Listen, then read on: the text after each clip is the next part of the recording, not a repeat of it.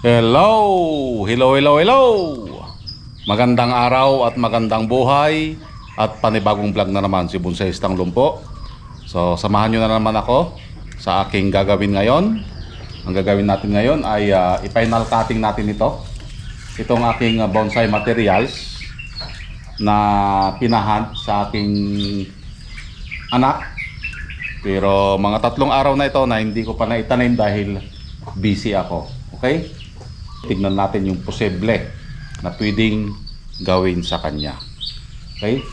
Dahil napabayaan ko ito guys, kung makikita nyo, may wire na ito. Ayan o. May wire na. Kaso ito, siyempre namatay. Dahil napabayaan. Okay? Ipa-final cutting natin. Makikita nyo naman, mayroon na siyang pwedeng gawin sa kanya. Ayan. Okay? So, start.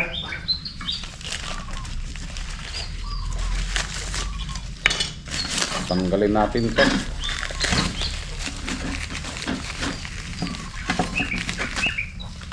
Tanggalin yung mga hindi na kailangan para pag tanggal natin ng mga ugat at yung mga sanga, makita natin yung buong buo para hindi tayo malito. Tanggalin ang hindi na kailangan, katulad ng plastic na yan. Ayan. So, ang gagawin natin guys, ibalibalintong natin, baka mayroon pang magandang pwedeng gawin sa kanya. Yan, katulad nito, pwede rin siyang ganito. Okay? Ito yung gagawin mong first branch. Okay, pwede rin informal. Ayan o, para mayroon siyang sayaw.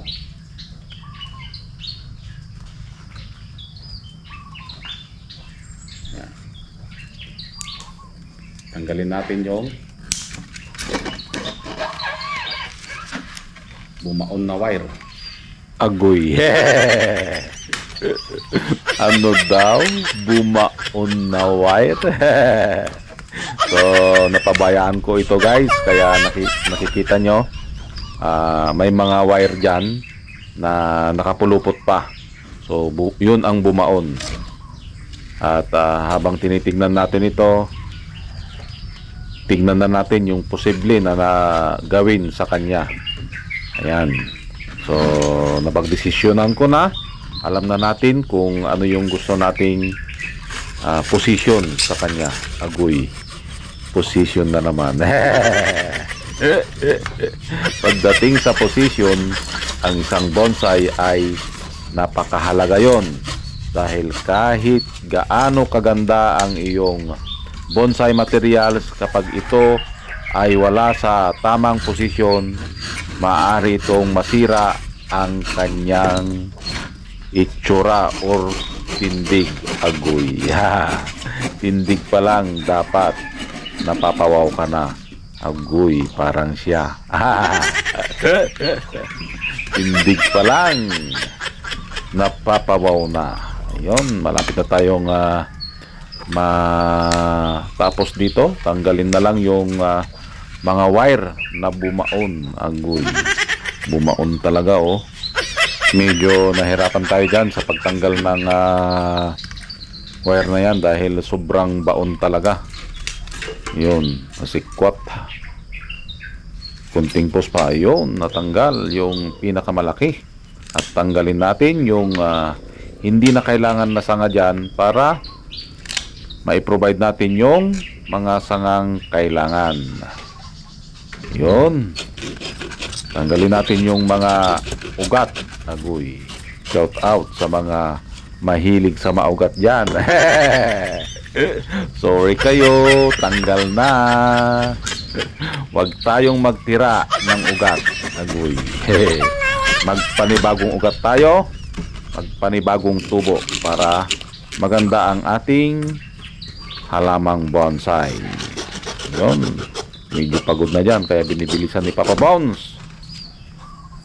At ito na nga, malapit nang matapos. Ayun, kunting pus pa.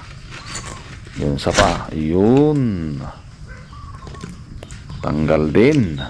So, natanggalan natin yung mga hindi na kailangan. Yun.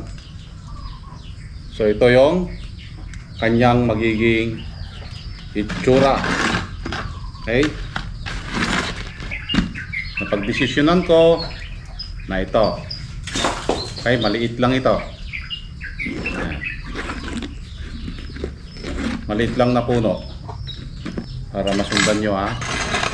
Yung dapat kapag ikaw ay nagputol or nag-final cutting sa isang halaman, dapat napipicture out mo na kung ano yung gusto mong mangyari sa kanya. Okay? So kung ito yung harap, bakit dito ko pinaharap? Dahil nandito yung kanyang nibare. So ito yung kanyang harap at dito sa likod ko ang kanyang back. Okay? Ito yung kanyang back. Okay. Na ano nyo? So mayroon siyang mas nakikita dito na ugat. Okay? Kung lalagyan natin ng wire, ito ay sample. Ayan.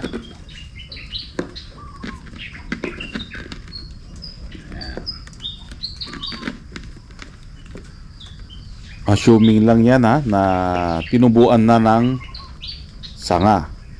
Yan.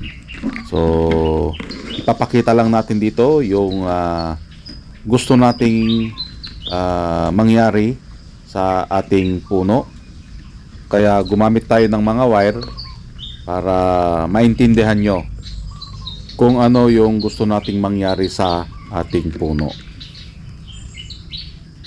Okay? So ito,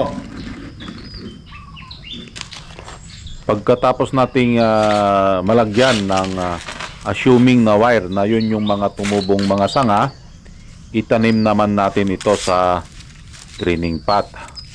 Dito natin bubuhayin itong bonsai materials na ito.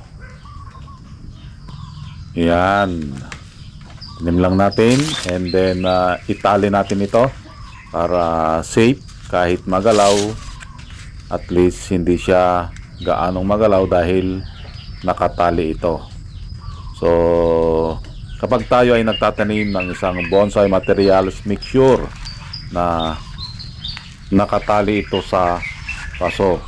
Bakit natin itinatali? Para kapag tubuan ng root hair sa ating bonsai materials, kapag ito ay nauga, maari itong maputol. So yun ang dahilan kung bakit natin ito tinatali. So kunting siksik pa para malagyan lahat ng medium ang kanyang paa para tubuan ng magandang ugat. Agoy. Ang ugat. Napakahalaga yon sa isang puno, yung makita yung magandang ugat. Agoy. So yan guys, naitanim na natin. Okay? So kung makikita nyo dito, ito yung kanyang plano sa kanya. Bago tayo magputol, dapat napipicture out na natin kung ano yung kanyang magiging itsura. Alam na natin kung ano yung ating gagawin sa kanya dahil sa pamamagitan ng kanyang katawan na ibinigay. Okay? So ganito yung magiging plano sa kanya. Okay? Ito yung magiging first branch mo. Ayan. Tapos mayroon siyang cluster. Okay? Ang balance, counter branch. Yan. Ito din yung kanyang cluster. So dalawang sanga lang ang kailangan natin dito. Isa dito, tapos isa dito sa taas.